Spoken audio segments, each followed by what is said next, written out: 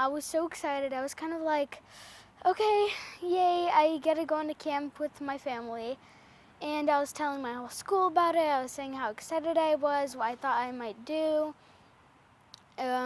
So as we were driving to the campsite, I was just admiring the place, how I remembered it, how it used to be. And I was telling my sister about it, and because she had never been there before, so we were talking about it. So then whenever we arrived, it was like really kind of late in the day, so we were all just making a fire, eating some marshmallows, playing hide and seek and stuff. It was really fun. And then the next day, we all woke up. My cousin was there and my sister, so we decided to make a little fire. I don't even know how we were able to even make it. And so yeah, people woke up.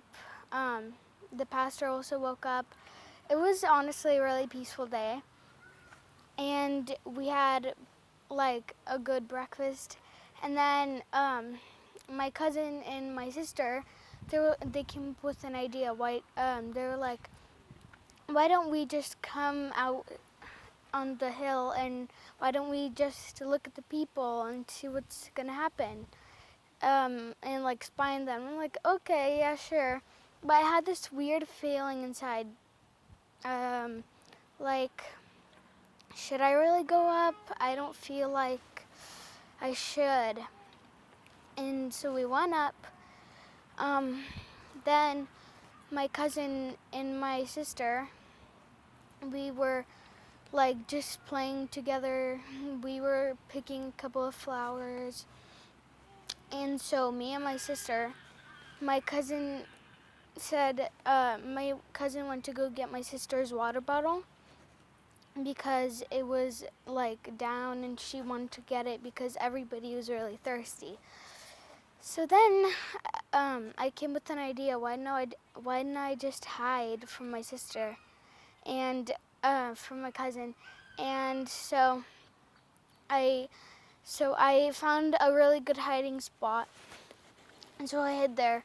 And I saw this bee, and I'm like, oh my gosh! So I just ran back to my sister, and then I was like, there's a bee, and then she's like, just go back, and I'm like, okay. So I went back.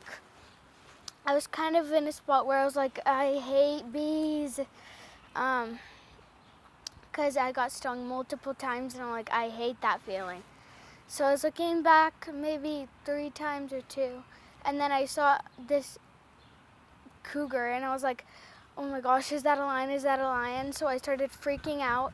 So I tried to run, but it just like jumped on me, and so I fell through the floor.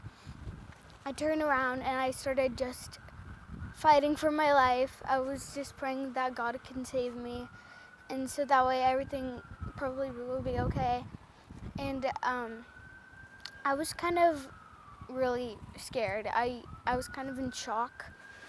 So I didn't really feel anything, but I was kind of like in a spot, is my brain okay? Am I okay? What do I look like? So I was really just fighting the whole time. I saw that I was in blood. And like, the animal was like biting my head really hard, and I just can't, I was kind of like, I think my brain is gone. How am I even alive? I just keep on looking at the animal, and it drags me and keeps on dragging me, and then it keeps on going back to my head, and then my fingers, and then my body. And it keeps on dragging me, and I'm kind of like, oh my gosh, what am I supposed to do? I just scream as hard as I can, and then I just keep on going down the hill. I just have a feeling that I'm not going to make it the whole time. And then a person from my campsite went, and I was just screaming my head off. And he saw me, and he picked me up, and the animal just dropped me and was sitting right next to me. And he picked me up and took me to a four-wheeler, and we started going down the hill. I saw my mom crying on a rock. Everybody was kind of like, oh my gosh. So they took me down the hill, and somebody was just holding me. They were getting a truck ready. So I went inside the truck, and so then I just keep on feeling like, am I even gonna survive? So I went inside the truck. We were going pretty fast because it was about a 15-minute drive all the way to the Davenport Hospital, and he was driving so fast.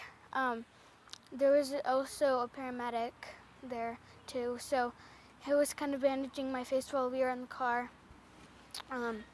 Whenever we arrived in the hospital, I was kind of like, oh boy, and I was just complimenting people as much as I can, because I thought maybe I'll just die randomly or something. And like, I just want them to feel nice so they won't be afraid of anything. So then I started complimenting the people, and then they were telling me what I'm gonna feel, and I'm like, okay. And then I just fall asleep, and that's all I can really remember. And then I woke up in the hospital, and I told my mom the story. And I was just like, Mom, this happened. And so I retold this whole story, and I was so happy that I was just alive. So, yeah, that was really the whole story.